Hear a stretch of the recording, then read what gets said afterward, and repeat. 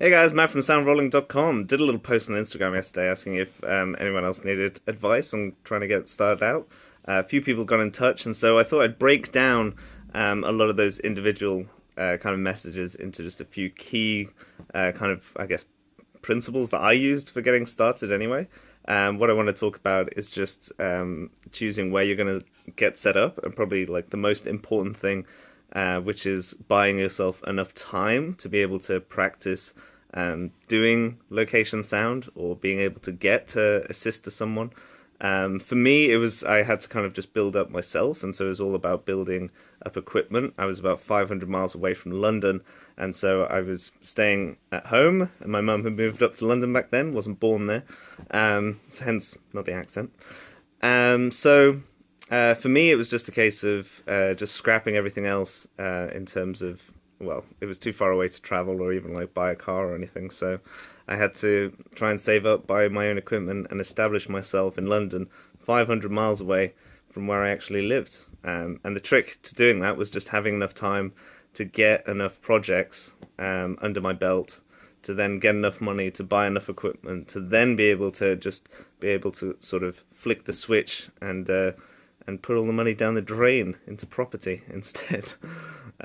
So for me, it was all about just making sure that although I could have been moved closer to London, gotten a place to kind of stay, and then got a job on the side to pay for the place to stay, what it would do, I felt, is just limit my time to actually doing the job. And this kind of moves on to kind of my second point about choosing the market that you want to be in. Rule Mark got in touch, for instance, and he's in Birmingham, which is a pretty central place in England. It's not the biggest city in the world for film by any means, but it's pretty close to Manchester and a few other kind of big areas. So what I would generally suggest is that if you don't think or you don't want to spend enough time kind of cracking the local market that you're in, wherever it is, depending how big it is.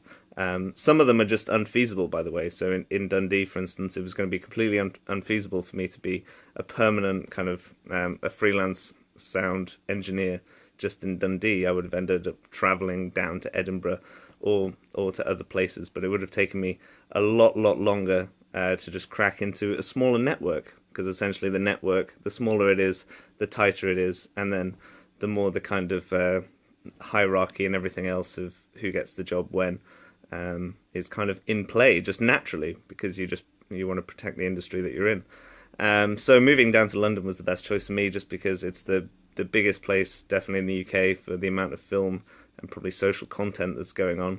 I was again more interested in film rather than TV. Otherwise, for instance, Manchester is now a really good place where there's loads and loads of TV going, because they've tried to spread the whole UK kind of TV industry, sound industry, film industry around all the different cities as well, to stop it being so kind of London centric. But for me, again, it felt like, let's just go to the biggest ocean. If I'm going to travel 300 miles, what's the difference between traveling 200 more and just getting to London?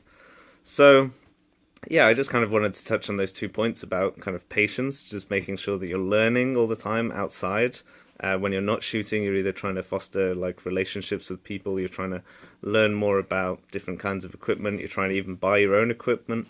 Even if you just want to be an assistant and a boom operator, it might just be like you're testing out how to lav your mum or something. Like you can, there's plenty of time and plenty of opportunities, I think, with the internet, Google, YouTube, that whole thing, to be able to learn the craft to a kind of theory standard, and then the rest of the time is just trying to get on as many projects as possible.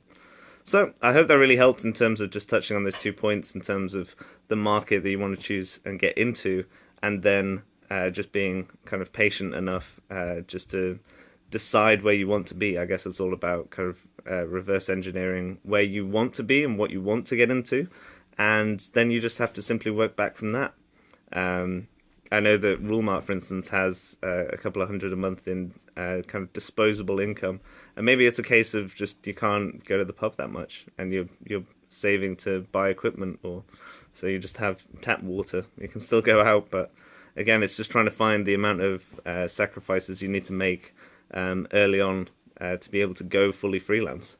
For me, it kind of started paying itself off and becoming like a living wage within kind of 2-3 years. And definitely the first year is the hardest because you're starting out with no one and have to build it up from there. But within 3 years, then I was making about £35,000. So it's just a case of you just have to keep going. And when your gimbal dies, that means it's the end of the video. So leave your comments down below, and I will see you later.